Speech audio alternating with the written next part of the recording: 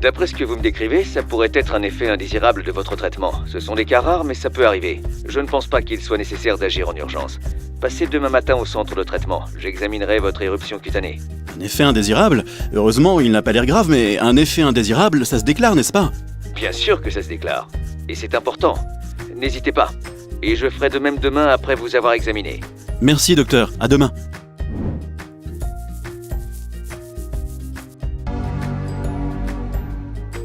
Alors, www.ansm.santé.fr. Vous souhaitez déclarer un effet indésirable. Pour le moment, c'est facile.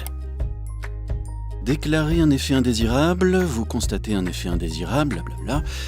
Médicament. La déclaration des effets indésirables liés à l'utilisation d'un médicament est une démarche essentielle pour faire progresser la sécurité des patients, nanana. Des effets indésirables sont spécifiques à chaque auteur, ça ok, et en plus, je fais une démarche solidaire, ma BA de la journée. Vous êtes un patient ou une association de patients. C'est bien moi. Hop, allez, téléchargez le formulaire de déclaration, c'est parti. Bon, au travail, je peux le remplir en ligne et ça tombe plutôt bien vu le niveau d'encre de mon imprimante. Ça n'a pas l'air d'être si compliqué, commençons par le plus facile. Déclaration à adresser au CRPV dont vous dépendez. Département 75. Et ça se remplit tout seul. Pratique. La suite. Nom. Okay, prénom. Email. Téléphone.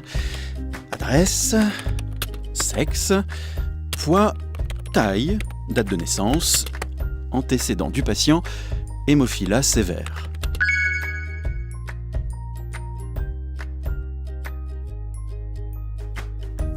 Ça, ok. Déclarant si différent de la personne ayant présenté l'événement indésirable. Donc là, je n'ai rien à faire, c'est pour les parents ou les associations.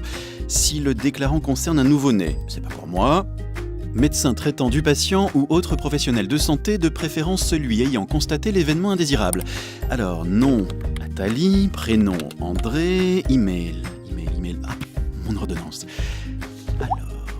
atali@chu-paris.fr. Téléphone. Adresse 78 rue de Paris, 75 014 Paris. Qualification hématologue. Ok, bon, je vais garder l'ordonnance sous la main, je pense que ça va m'être utile pour la suite. Médicaments, hémophilote.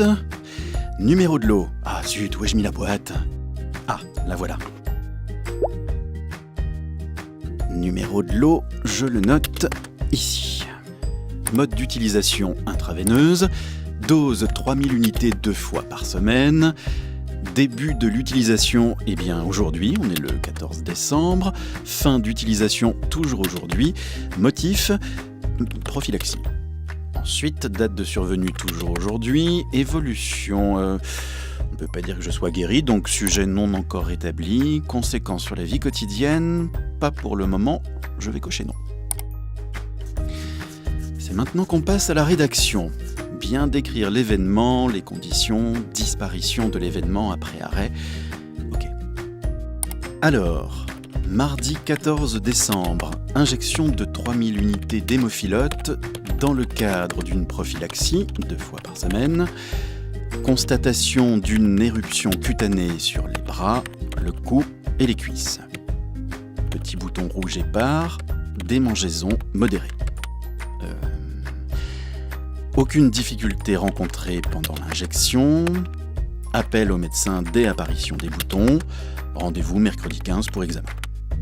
Effet indésirable jamais constaté auparavant. Aucune autre prise d'autres médicaments ce jour, ni dans les jours précédents. Point. Tout m'a l'air en ordre. Je transmets.